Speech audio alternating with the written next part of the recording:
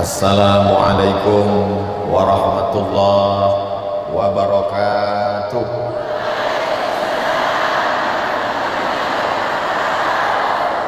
Apa kabar ibu-ibu semua? Sehat? Sudah makan malam? Jadi di antara kelebihan ibu-ibu itu adalah kejujuran, terutama masalah makan dan belanja. Ini perlu dipertahankan, betul? Kalau kita ketemu ada anak kecil umur 6 tahun sudah hafal Quran, saya datang menemuinya di hotel karena teman saya ngasih tahu ada anak kecil umur 6 tahun kelas 1 SD hafal Quran, jilbabnya panjang, anaknya baik. Itu yang hebat bapaknya atau ibunya?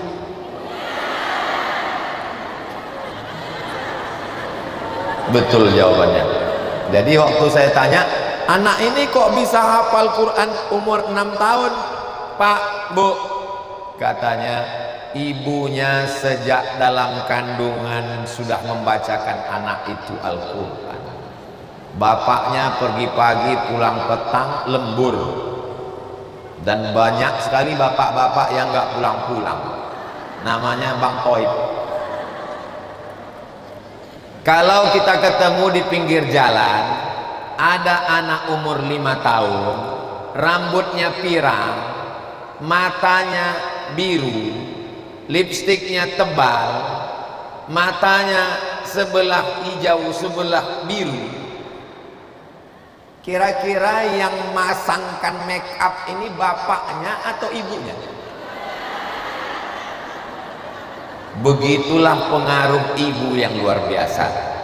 Anak bisa jadi penghafal Quran, anak bisa jadi artis mendadak.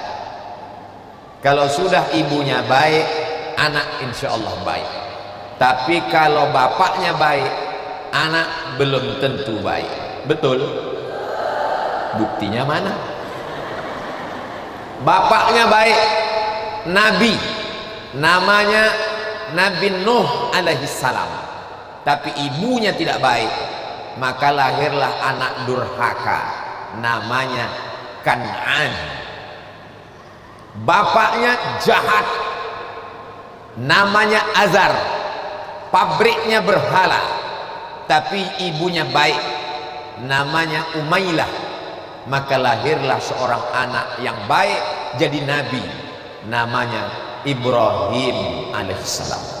Itu model contoh. Tapi nanti kalau anaknya di rumah nakal, jangan salahkan bapaknya. Jangan pulang dari sini nanti, pantesan anak kita nakal, ternyata kau setan Bang.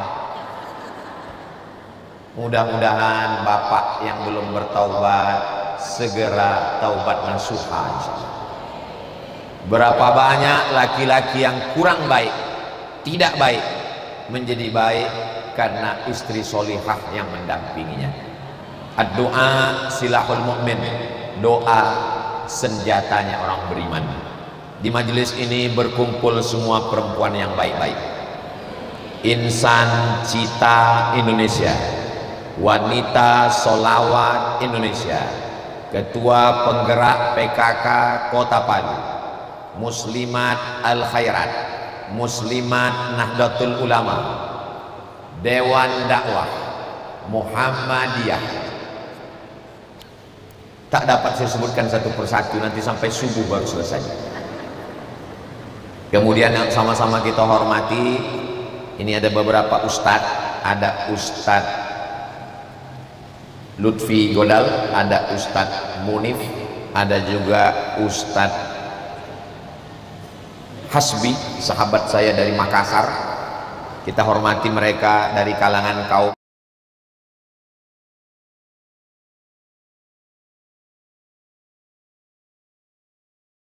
minoritas di tengah ibu-ibu yang mayoritas. Sebetulnya di atas ini saya sendiri tadi, tapi karena saya khawatir grogi, saya bawa teman-teman.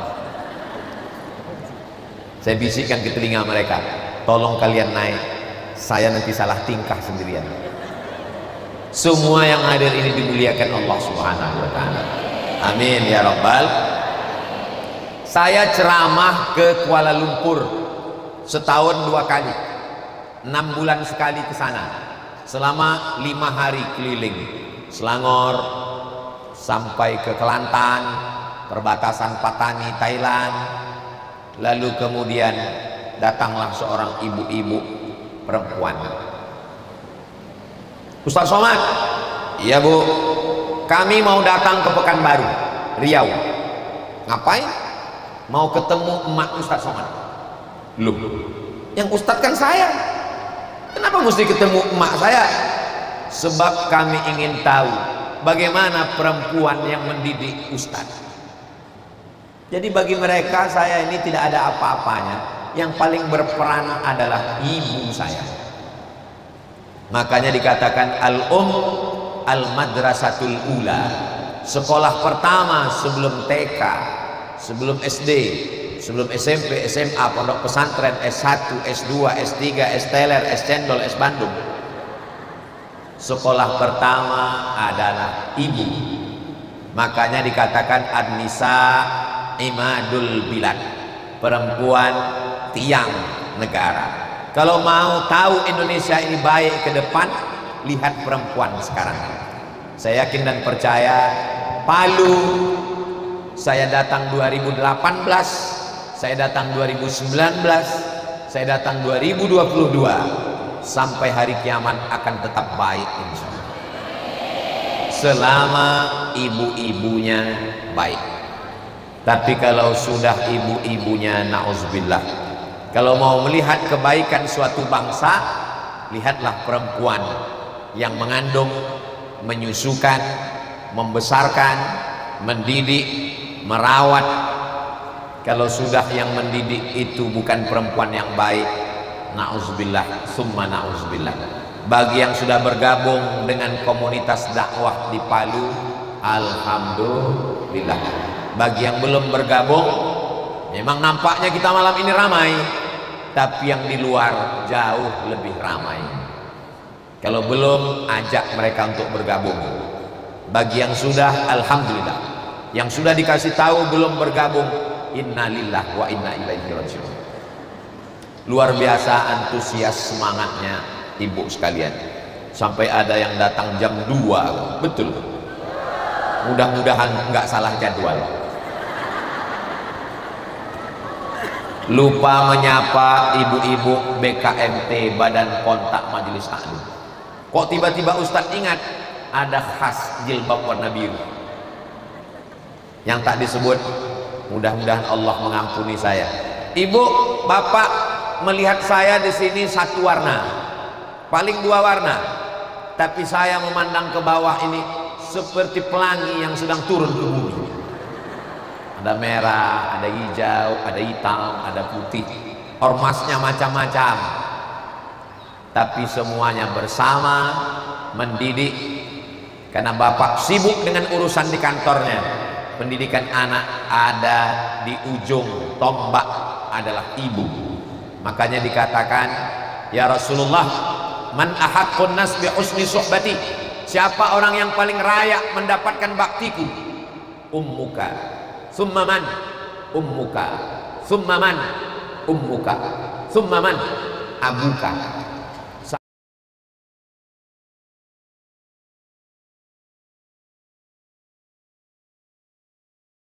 Saya yang ceramah, yang membacakan ayat, yang membacakan hadis, yang dosen, yang berceramah, yang khutbah, cuman dapat 1. Ibu-ibu yang diam saja cuman dapat 3. Saya nggak bisa bilang ke anak saya, kau mesti berbakti kepadaku, kepadaku, kepadaku. Saya belum ketemu dalilnya. Kenapa ibu dapat 3? Ibu melahirkan, ibu mengandung, ibu menyusukan. Jadi saudaraku yang laki-laki, kalau kalian mau dapat 3, cobalah mengandung, coba melahirkan, coba menyusukan. Yang ingin mencoba mengandung, pulang dari sini, beli kelapa, ikat di perut 9 bulan 10 hari. Yang mau coba-coba melahirkan, pulang dari sini, beli mangga, telan sama isinya bulat-bulat, besok pagi keluarkan bulat-bulat. Yang mau mencoba menyusukan, cari anak bayi kecil, coba gendong, suruh dia nyusu, dijamin 100% dia tidak mau. Ustadz kok tahu? Saya sudah tes ke anak saya. Saudara yang dimuliakan Allah Subhanahu wa taala. Jadi kalau kita lihat dalam hadis-hadis Nabi Muhammad sallallahu alaihi wasallam, itu banyak sekali mengangkat derajat, harkat, martabat perempuan. Kenapa Ustaz Somad ini ngomongnya tidak lancar sekarang? Karena kita berada di dalam gor, jadi suara saya ini agak sedikit bergema. Jadi saya ngomongnya mesti kata-katanya dipotong. Karena kalau saya cepat, nanti ibu nggak dengar jelas seperti kumur-kumur.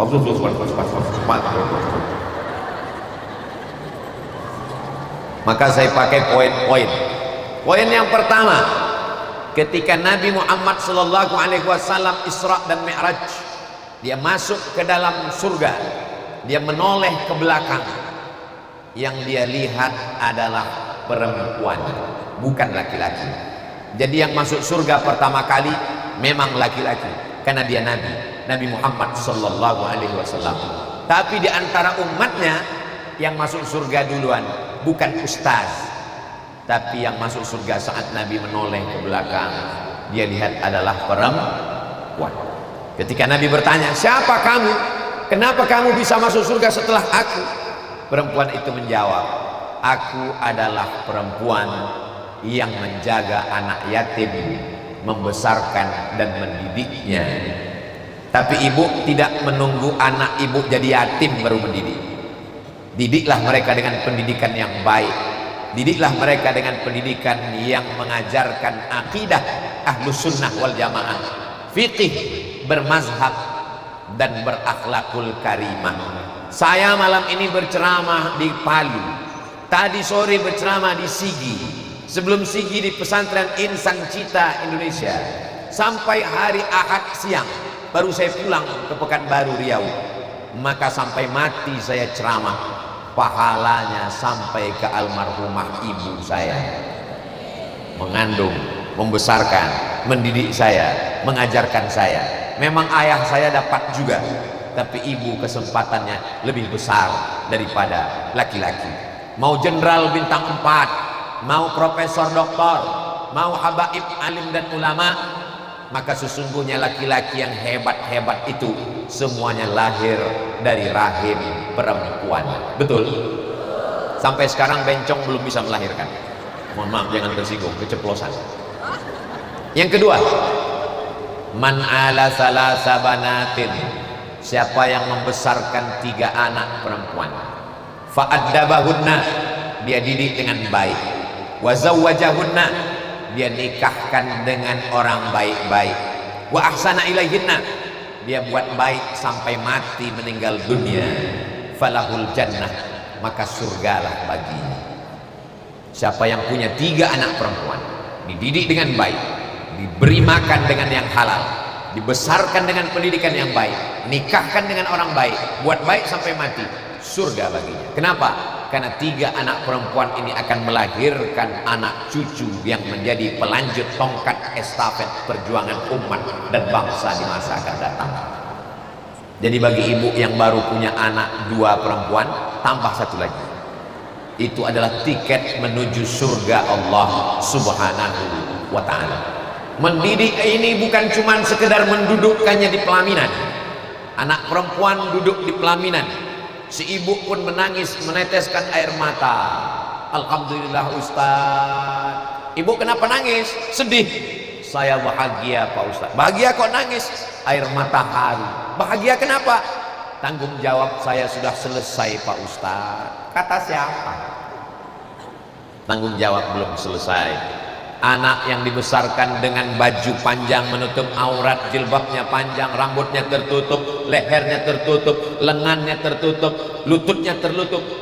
Begitu dia menikah ternyata dapat menantu metal, karena tidak dilibatkan Ustadz Somad dalam fit and proper test.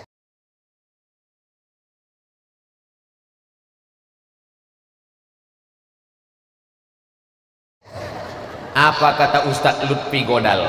Perhatikan, kita ini mau mencari anak mantu atau anak hantu? Mudah-mudahan semuanya menantunya soleh-soleh semua. Anak perempuan yang dibiasakan baju panjang, tiba-tiba seminggu menikah dia pulang. Selama ini kalau dia masuk, dia cium tangan. Hari ini dia ketemu, "Hai mom, hai guys." Selama ini kepalanya tertutup, tiba-tiba dia datang, rambutnya terbuka 3 warna, merah, kuning, kelabu seperti sarang tawon. Maka ibu tidak boleh diam. Ibu mesti bertanya, "Mengapa kau begini, nak?" Tapi sudah diserahkan kepada suaminya. Sorga di bawah telapak kaki suami. Suami yang bagaimana? Suami yang takut kepada Allah. Kalau sampai rambutnya terbuka, auratnya tidak tertutup, maka kita akan tetap dituntut di hadapan Allah Subhanahu wa taala. La ta'ata li makhluqin, tidak ada ketaatan kepada makhluk fi maksiatil khaliq, kalau menyebabkan maksiat kepada Allah Subhanahu wa taala. Yang pertama masuk surga di antara umat Nabi Muhammad sallallahu alaihi wasallam, perempuan. Tiket mau masuk ke surga adalah perempuan. Yang ketiga, ketika Nabi Musa alaihi salam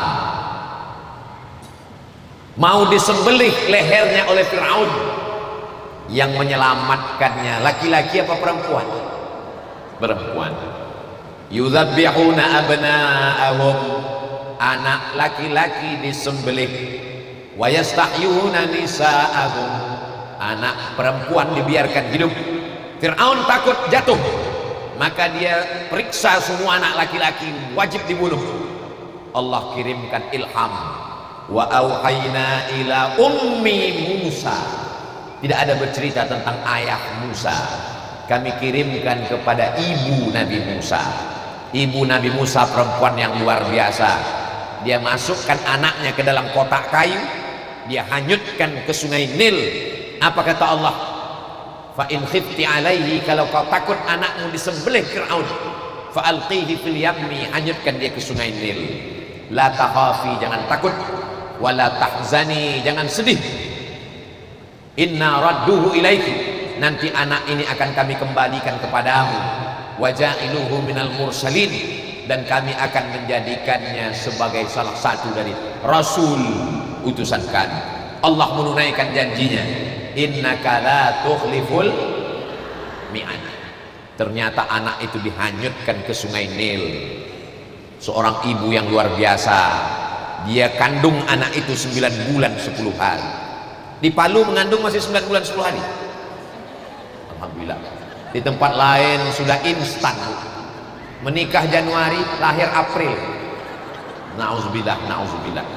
Makanya sekarang banyak terjadi kematian mendadak. Kenapa? Karena lahirnya juga mendadak. Setelah dilepaskan ke sungai Nil, ibu tahu sendiri ganasnya sungai Nil. Kuda yang paling mengerikan, kuda Nil. Bayangkan itu, semangka bulat-bulat masuk, labu bulat-bulat masuk. Ustaz tahu dari mana? Lihat di TikTok, lihat di Instagram. Bayangkan seorang ibu memasukkan anaknya ke sungai Nil, tapi karena keimanan yang kuat luar biasa. Ayat ini ingin menyindir laki-laki yang katanya gagah perkasa. Kau belum tentu bisa melakukan ini, wahai laki-laki. Akhirnya anak itu dia lepas, dipukul ombak,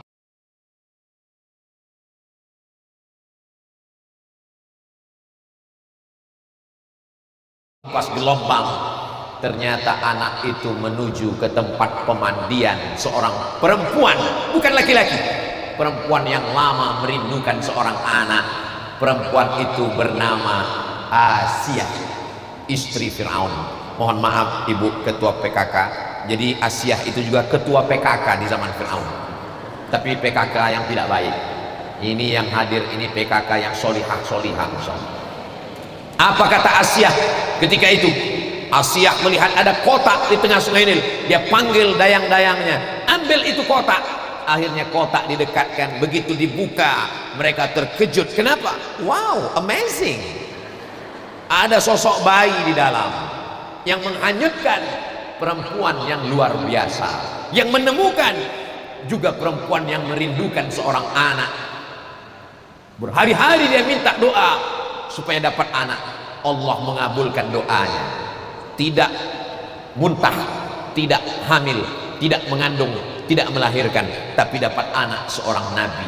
Itulah dia Asiyah, penghuni surga. Makanya doanya diabadikan dalam Al-Quran. Rabbi bnili indaka baitan fil jannah. Ya Allah, bangunkan aku satu rumah dalam surga. Wa najjini min fir'aun. Selamatkan aku dari suamiku yang jahat bernama Fir'aun. Wa najjini min fir'auna wa amalihi. Wa najjini minal qaumiz zalimin. Yang menghanyutkan perempuan, yang menemukan perempuan. Berhari-hari Nabi Musa menangis karena tidak menyusu, haus. Maka diadakanlah musabaqah, bukan musabaqah tilawatil Quran, musabaqah menyusukan anak bayi. Semua ibu yang punya anak mencoba menyusukan bayi yang baru ditemukan di Sungai Nil. Tidak ada yang cocok dan sesuai. Allah sedang memainkan skenario-nya. Ternyata di antara antrian ibu itu ada seorang perempuan. Itulah ibu kandung Nabi Musa. Perempuan itu bernama Yohanes. Yohanes sedang ngantri panjang. Begitu bertemu dengan anaknya, si anak mengenal ibunya, si ibu mengenal anaknya. Begitu disusukan, anak terdiam. Ketenangan yang luar biasa. Makanya ada seorang perempuan meninggal dunia, lalu kemudian jantungnya operasi cangkok jantung, diambil cangkok si ibu jantungnya, dipasangkan ke jantung seorang perempuan. Si anak ini menangis karena ibunya meninggal. Hari berganti, musim berubah, tiba-tiba si perempuan tadi datang ingin berterima kasih kepada keluarga. Begitu dipegangnya, anak itu terdiam. Padahal perempuan yang berbeda. Kenapa diam? Ada kontak batin jantung antara anak kandung dengan ibu kandung yang tak dapat dipisahkan oleh tubuh, tak dapat dipisahkan oleh suku, tak dapat dipisahkan oleh agama. Begitulah ikatan emosional ibu yang luar biasa. Makanya dikatakan al jannatu, sorga di bawah telapak kaki babysitter. Saking banyaknya anak-anak yang sudah diserahkan kepada babysitter. Kecuali di Palu, ibu-ibu masih menjaga anaknya karena mereka berada di komunitas ibu-ibu yang luar biasa. Alhamdulillah. 4. Ini tausiahnya sampai berapa lama Pak Ustadz? Sampai saya lihat ada yang menguap. Saya kalau ceramah tausiah itu saya perhatikan semua. Begitu ada yang menguap 2 orang, demikianlah tausiah ini saya sampaikan. Yang keempat, apa kata Nabi Shallallahu Alaihi Wasallam ketika datang seorang perempuan, seorang laki-laki mau ikut perang. Kalau aku ikut perang nanti aku akan mati syahid. Kalau aku mati syahid tidak merasakan sakitnya sakaratul maut. Kalau aku mati syahid tidak merasakan azab kubur. Kalau mati syahid langsung masuk surga. Nabi bertanya, alaka min ummin, ibumu masih hidup? Kata dia, iya. Ibumu di mana? Ada di rumah. Apa kata Nabi? Ilzam rijlaiha, kau urus kaki ibumu, falakal jannah. Ilzam rijlaiha, kau urus telapak kaki ibumu, kau masuk surga. Tidak perlu kau perang, tidak perlu kau mati syahid, cukup kau pulang ke rumah, kau urus ibumu, kau akan masuk surga. Anak-anakku dimanapun berada, urus ibu kalian, kalian akan masuk surga. Buat ibu kalian seperti raja, maka rezeki kalian akan dibuat seperti rezeki raja-raja. Saya pulang dari Maroko 2008, serumah dengan ibu saya 11 tahun sampai 2019. Hari Sabtu saya izin ingin pergi berdakwah ke Madura. Hari Sabtu saya bawa beliau jalan-jalan karena hari terakhir libur. Hari Ahad saya pergi ke Madura. Hari Senin beliau meninggal dunia. 11 tahun. Jadi kalau ada orang mengeluh ke saya, Ustadz Somad, ibu saya ini sudah saya kasih makan, dia pergi ke tetangga, katanya nggak ada makanan di rumah. Ibu saya sudah saya belikan baju baru, dia pakai kaos bolong, katanya anak saya nggak perhatian. Kau sudah berapa lama dengan ibumu? Baru 6 bulan.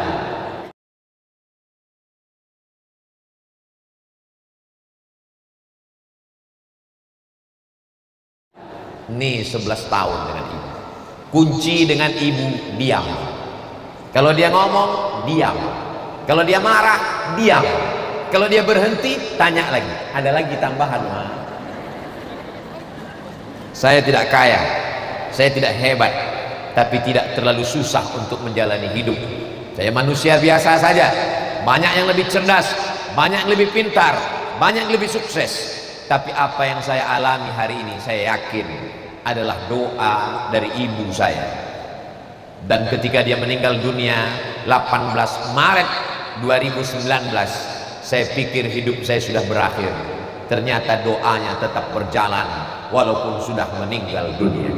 Maka saya buat yayasan Hajjah Rohana, ibu saya sampai hari ini berjalan, pondok pesantren, santunan yatim, fakir miskin, duafa, membangun masjid. Bahkan rumah pun saya buat besar-besar di depan pintu, rumah Oma, karena kami orang Melayu memanggil emak itu Oma. Walaupun dia sudah meninggal, saya tetap merasa masuk ke rumah ibu saya, dan saya tidak menempati rumah itu. Rumah itu hanya untuk menyambut tamu supaya pahalanya mengalir sampai hari kiamat. Begitulah tak putusnya. Kenapa Ustaz lakukan ini?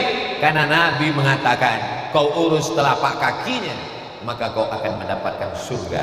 Yang masih hidup ibunya, jangan tunda besok pagi, pulang malam ini, belikan makanan kesukaannya, belikan pakaian, belikan kain.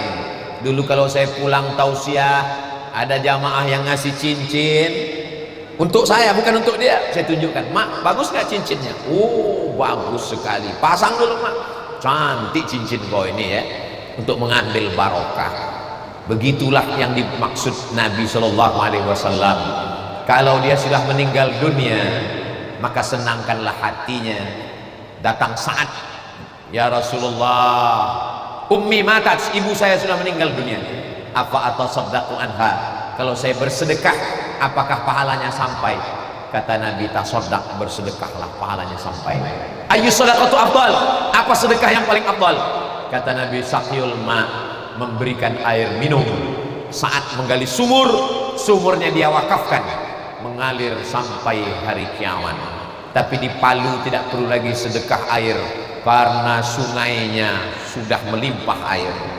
Hujan tadi malam, Masya Allah, tabarakallah, bersedekah batu bata, semen, kerikil, AC, kipas angin, kosen pintu, bangunkan masjid.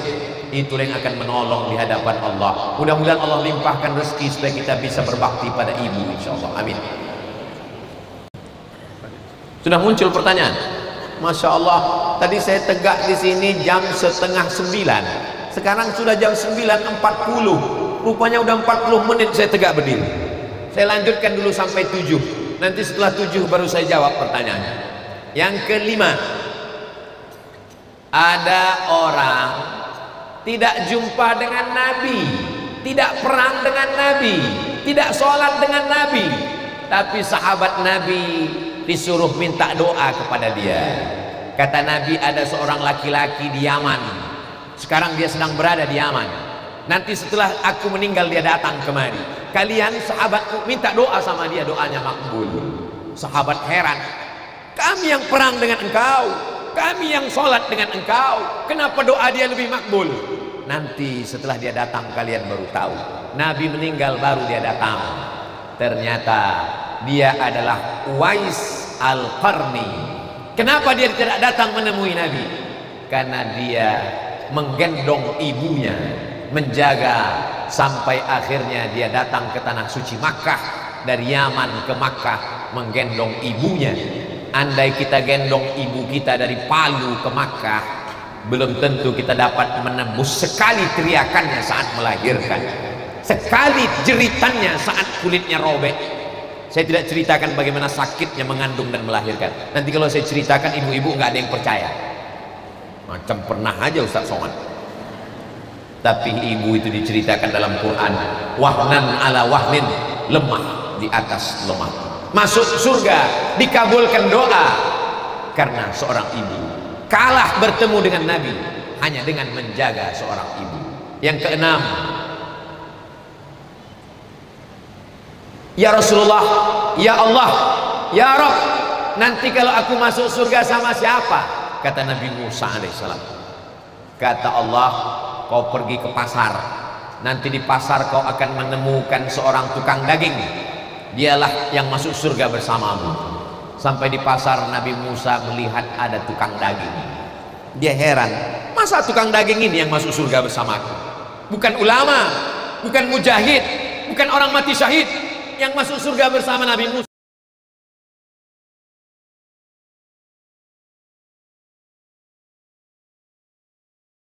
Tukang daging. Nabi Musa penasaran, dia ikuti si tukang daging, selesai jual daging dia pulang ke rumah. Sampai di rumah daging dia potong-potong, selesai itu dia kasih bumbu, dia masukkan ke periuk, dia aduk. Setelah selesai dingin dia suap ke ibunya. Setelah selesai ibunya makan, ibunya berdoa, ya Allah, masukkan anakku ke dalam surga bersama Nabi Musa. Masuk surga bukan karena amal, masuk surga karena doa seorang ibu. Pernahkah ibu mendoakan anak ibu, ya Allah, kau masuk surga bersama Ustadz Abdul Somad dalam surga Jannatul Firdaus? Ustadz pede sekali masuk surga. Sebetulnya saya mau minta doa ibu-ibu supaya masuk surga bersama anak-anak ibu sekalian. Amin. Begitulah doa. Hari ini ibu-ibu berdoa, ya Allah, jadikan anakku PNS. PNS bagus, tapi begitu meninggal dunia tinggal pensiun. Ya Allah, jadikan anakku viral. Viral bagus, tapi kalau tidak ada benteng agama dia akan lalai. Bagi yang sudah berdoa, alhamdulillah. Bagi yang belum berdoa, doakanlah, masukkan anakku ke dalam surga bersama Nabi Muhammad sallallahu alaihi wasallam, bersama Sayyidi Al-Habib Sayyid Idrus bin Sagaf Al-Jufri. Mudah-mudahan anak kita bersama para habaib, bersama zuriat Rasulullah sallallahu alaihi wasallam. Yang ketujuh, ada seseorang laki-laki pulang ke rumah membawa air susu kambing 1 botol. Sampai di rumah istrinya lapar, belum makan. Sampai di rumah anaknya menangis kelaparan. Dia pegang air susu kambing, menunggu ibunya bangun. Dia pulang, ibunya sudah tertidur. Jadi ibu-ibu zaman dulu itu tidurnya cepat. Ibu zaman sekarang tidurnya lama karena ada drama Korea. Kecuali ibu-ibu di Palu, mereka malam ini semuanya mendengarkan pengajian. Malam besok baru diulang lagi. Dia tunggu ibunya terbangun. Setelah terbangun baru dia berikan ke ibunya. Sisanya baru dia berikan ke istri dan anaknya. Suatu hari dia terjebak di dalam gua. Hadis ini ada dalam Sahih Al-Bukhari, hadis tersahih di antara kitab-kitab. Sampai di dalam gua dia terjebak gelap. Dia pun berdoa kepada Allah, ya Allah, amalku banyak, tapi amal yang paling kuingat, aku membawa air susu. Tidak aku berikan ke istriku, tidak aku berikan ke anakku. Kutunggu sampai ibuku terjaga. Setelah itu baru aku berikan. Kalau memang doaku makbul gara-gara baktiku kepada ibu, bukakanlah pintu gua. Pintu gua terbuka karena bakti kepada ibu. Jadi kalau selama ini doa kita belum terkabul, mungkin ada satu yang belum dapat. Makanya kata Nabi, ridallah fi ridal walidain. Ridha Allah terletak pada ridha kedua orang tua. Tapi di antara ayah dan ibu, yang paling besar ridhonya ada kepada ibu. Maka mulailah dari mereka. Segala masalah hidup kita akan selesai, karena Allah berjanji, wala saufa yu'tika rabbuka fatarda. Makanya Nabi Muhammad SAW tidak sempat berdosa kepada ayahnya, tak sempat berdosa kepada ibunya. 2 bulan dalam kandungan meninggal ayahnya, 6 tahun meninggal ibunya. Maka di antara kehebatannya tidak ada durhakanya. Kita yang sudah sempat durhaka, pulang dari sini, bahagiakan dia, senangkan hatinya. Prinsipnya satu, kalau belum bisa membahagiakan, paling tidak jangan menyusahkan. 7 poin. Nanti pulang dari sini kalau ada yang bertanya, siapa tadi yang tausiah? Ustadz Abdul Somad. Berapa yang disampaikannya? 7. Apa aja yang 7? Aku nggak ingat. Karena suaranya mantul-mantul. Insya Allah ceramah ini bisa diulang lagi nanti di rumah, ditonton ulang di channel Ustadz Abdul Somad Official. Subscribe, like, share, and comment.